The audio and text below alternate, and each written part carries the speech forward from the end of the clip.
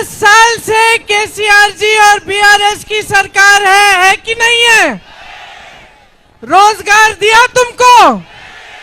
नहीं दिया। 2 BHK का घर दिया? महिलाओं आपको क्या दिया? कुछ नहीं दिया। जोर से बोलो, कुछ नहीं दिया। 10 साल से आप सरकार देख रहे हैं, रोजगार किसको मिला? केसीआर जी के परिवार के सदस्यों को मिला। केसीआर के एक एक परिवार के सदस्य को मंत्री बनाया, बड़े बड़े महल बनाए। बनाए कि नहीं बनाए? बनाए। सरकार कहां से चलती है? फार्म हाउस से चलती है। ये देश में पहली सरकार है जो फार्म हाउस से चलती है। आपको दोराला सरकार चाहिए कि प्रजाला सरकार चाहिए? जोर से बोलो, प्रजाला सरकार चाहिए। जोर से बोलो, मारपू कवाली कांग्रेस रावाली। जोर से बोलो, अब इस बार कांग्रेस की सरकार बनाएंगे। कांग्रेस की सरकार बनाओगे तो हम अपनी 6 गारंटी देंगे और हम आपके लिए एक अच्छी, ईमानदार, कर्मठ सरकार बनाएंगे जिस पर हमको गर्व हो सकता है और आपको गर्व होगा। आपको एक आलसी सरकार चाहिए, एक भ्रष्ट सरकार चाहिए तो बीआरएस को वोट दो। अगर आपको एक अच्छी सरकार चाहिए, ईमानदार सरकार जो आपके लिए दिन रात एक करे, तो कांग्रेस को वोट दो। आप सबको बहुत बहुत धन्यवाद। आपने हमें बहुत प्रेम दिया है। ये आज चुनाव का आखिरी दिन है, ये आखिरी सभा है। पूरे तेलंगाना को मैं कहना चाहती हूँ, ये आपका जो वोट है, इससे आपका भविष्य बनने वाला है। ये आपका जो वोट है, ये आपकी सबसे बड़ी जिम्मेदारी है। अपने प्रति, अपने बच्चों के भविष्य के प्रति, अपनी इस भूमि के प्रति, जिसके लिए आपके साथियों ने आंदोलन किया और बलिदान दिया, सोच समझ के अपना वोट दो। कांग्रेस को इस बार एक मौका दो ताकि 5 साल में हम आपको दिखाएं कि असली सरकार कैसे चलती है। फार्म हाउस से चलने वाली सरकार को हटा दो। बोलो मेरे साथ, तेलंगाना की, तेलंगाना की, तेलंगाना की। धन्यवाद।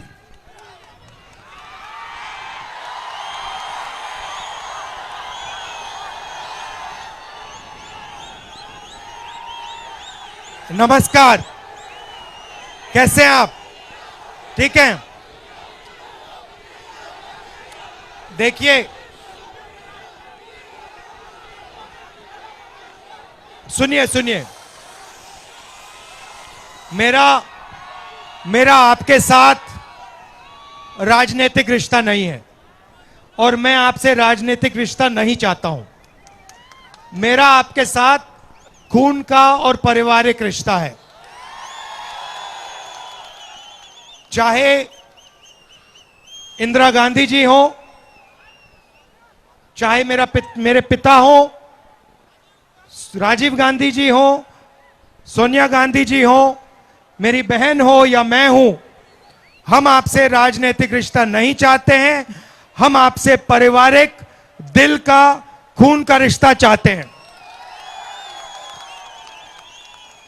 मैं आपसे आज सिर्फ 2 चीजें कहना चाहता हूं। सबसे पहली बात,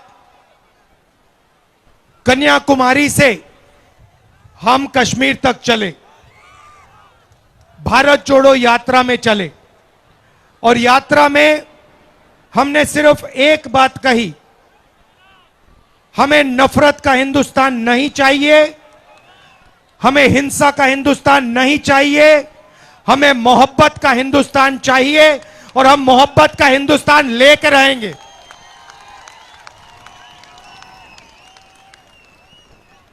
बहुत सुंदर नारा निकला यात्रा के अंदर से आवाज आई। नारा मैंने नहीं दिया, यात्रा ने दिया।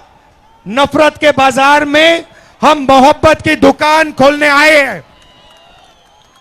और यही मैं आपसे आज कहना चाहता हूं, नफरत से इस देश में कुछ नहीं होने वाला है।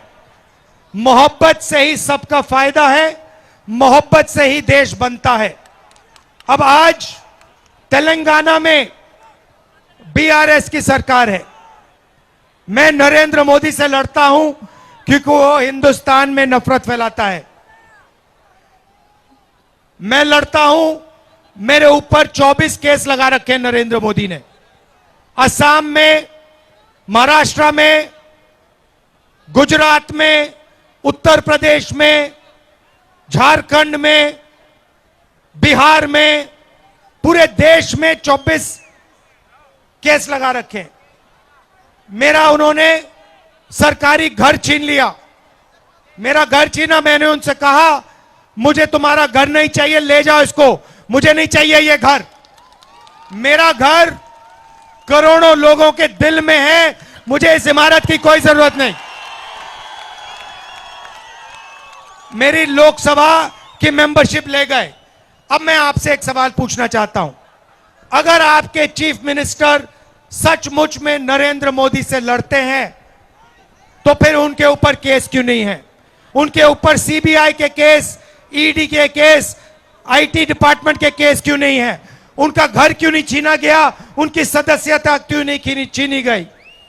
भाइयों और बहनों, मैंने अपनी आंखों से लोकसभा में बीआरएस के लोगों को नरेंद्र मोदी की सरकार को मदद करते हुए देखा है। चाहे वो किसान बिल हो, नोटबंदी हो, जीएसटी हो, जमीन अधिग्रहण बिल हो, जब भी नरेंद्र मोदी को जरूरत पड़ती है केसीआर एकदम मदद करता है। दूसरी तरफ एमआईएम खड़ी है। एमआईएम के लोग जहां भी कांग्रेस पार्टी बीजेपी से लड़ती है, एमआईएम के लोग टिकट दे देते हैं, हमें तंग करते हैं, हमारा वोट काटने की कोशिश करते हैं। असम में करा, गेहलोत जी खड़े हैं, राजस्थान में किया, मध्य प्रदेश में किया, छत्तीसगढ़ में किया। एमआईएम, बीआरएस और बीजेपी एक है।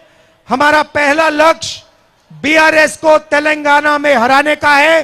जो रेवंत जी और प्रियंका ने कहा बाय बाय केसीआर करना है, bye bye bye bye bye bye. उसके बाद दिल्ली में चुनाव है, वहां पे नरेंद्र मोदी को केसीआर मदद करता है, एमआईएम नरेंद्र मोदी को मदद करती है। अगर सचमुच में हिंदुस्तान से नफरत मिटानी है तो नरेंद्र मोदी को दिल्ली से हटाना पड़ेगा, अदानी की सरकार दिल्ली से हटानी पड़ेगी। तो पहला कदम बीआरएस को तेलंगाना से हटाने का, दूसरा कदम नरेंद्र मोदी को दिल्ली से हटाने का। अब मैं थोड़ा सा आपको तेलंगाना के बारे में कहना चाहता हूं। देखिए, गेहलोत जी को, सिद्धरमैया जी को, सुक्खू जी को, बघेल जी को मैंने एक ही बात कही है, और वो मैं तेलंगाना के चीफ मिनिस्टर को कहूंगा, जितना पैसा केसीआर ने तेलंगाना के गरीब लोगों से लिया है, जितने रुपए, जितने पैसे इसने तेलंगाना के गरीब लोगों से लिया है, उतना पैसा कांग्रेस पार्टी तेलंगाना के गरीब लोगों के बैंक अकाउंट में डालेगी। कैसे डालेगी? शिक्षा के लिए, स्वास्थ्य के लिए पैसा देकर, महिलाओं के बैंक अकाउंट में पैसा देकर, महिलाओं को फ्री में बस के टिकट देकर, गैस सिलेंडर के पैसे कम करके, जितना रुपया इसने लिया है नाप कर, हर रुपए के लिए हम 1 रुपया तेलंगाना के गरीब जनता के बैंक अकाउंट में डालेंगे। ये मेरे 2 मैसेज थे। चुनाव आपके बिल्कुल सामने है, आपका निर्णय है। मैं जानता हूं कि यहां पे कांग्रेस पार्टी का तूफान, आंधी आने जा रही है। मैं जानता हूं कि आप पूरा दम लगा के, पूरी शक्ति से तेलंगाना में कांग्रेस पार्टी को जिताओगे। गारंटी कह दी मैंने, गारंटी। गारंटी सब लोग जानते हैं ना, 6 गारंटी सब जानते हैं ना। अच्छा भैया बताओ, महिलाओं की गारंटी कौन सी है?